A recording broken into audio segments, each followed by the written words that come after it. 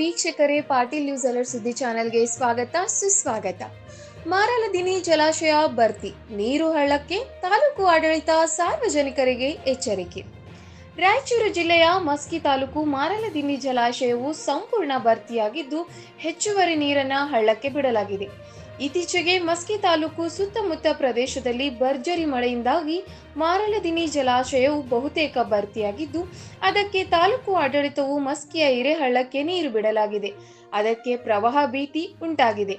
ಜೊತೆಗೆ ಈ ಒಂದು ಜಲಾಶಯಕ್ಕೆ ಒಳಪಡುವ 10 ಹಳ್ಳಿಗಳ ರೈತರು ಬಹಳಷ್ಟು ಸಂತೋಷ ವ್ಯಕ್ತಪಡಿಸಿದ್ದು, ಕಾರಣ ಪ್ರತಿ ವರ್ಷ ಜಲಾಶಯವು ಮಳೆಯ ಅಭಾವದಿಂದ ಬಹಳಷ್ಟು ತಡವಾಗಿ ಭರ್ತಿಯಾಗುತ್ತಿತ್ತು. ಆದರೆ ಈ ವರ್ಷ ಮಳೆ ಹೆಚ್ಚಾದ ಕಾರಣ ಜಲಾಶಯವು ತುಂಬಿದೆ. ಅದಕ್ಕೆ ರೈತರು ಸಂಪೂರ್ಣವಾಗಿ ಕೃಷಿ ಚಟುವಟಿಕೆಗಳಲ್ಲಿ ನಿರತರಾಗಿದ್ದಾರೆ.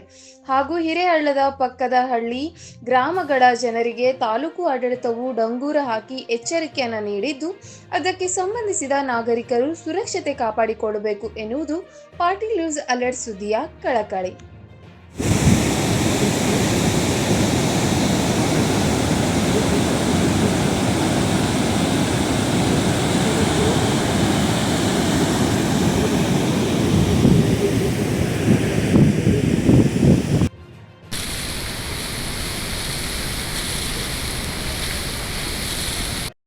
ನಮಸ್ಕಾರ ರೀ. ನನ್ನ ಹೆಸರು ಅಮರೇಶ ಬೊಮ್ಮನಾಳ್ ಅಂತೇಳಿ ಮಾರಲದಿನಿ ರೈತರು. ನಾವು ಈ ವರ್ಷ ಮಳೆ ಚಲೋ ಆಗೈತೆ ರೀ. ಈಗ ಸತತವಾಗಿ ಮೇಲೆ ಗಜೇಂದ್ರಗಡ ಇಷ್ಟಿಗೆ ಜಾಸ್ತಿ ಮಳೆ ಆಗೋದ್ರಿಂದ ಈಗ 2ನೇ ಸಲ ರೀ ಹೊರಗೆ ನೀರು ಬಿಡೋದು ಗೇಟ್ ಹತ್ತದ.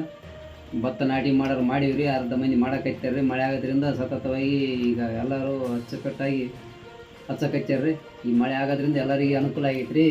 ಆರೇ ಚಿಂತೆ ಮಾಡಕತ್ತಿದ್ದೀವಿ ರೀ, ಹೆಂಗೆ ಮಾಡ್ಬೇಕು. ಮಳೆ ಆಗೋಂಥ ಜೂನ್ ತಿಂಗಳದ್ದು ದಾರಿ ಕಾಯಕತ್ತಿದ್ದೀವಿ ರೀ.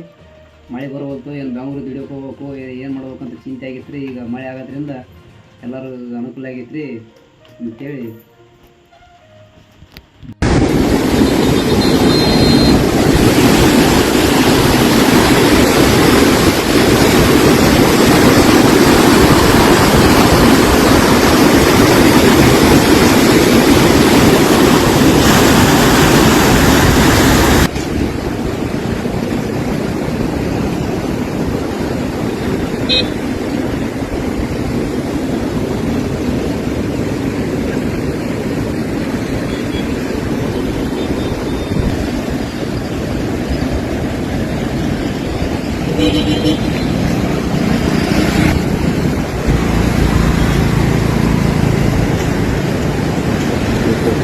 ಬರೋದಿತ್ತು.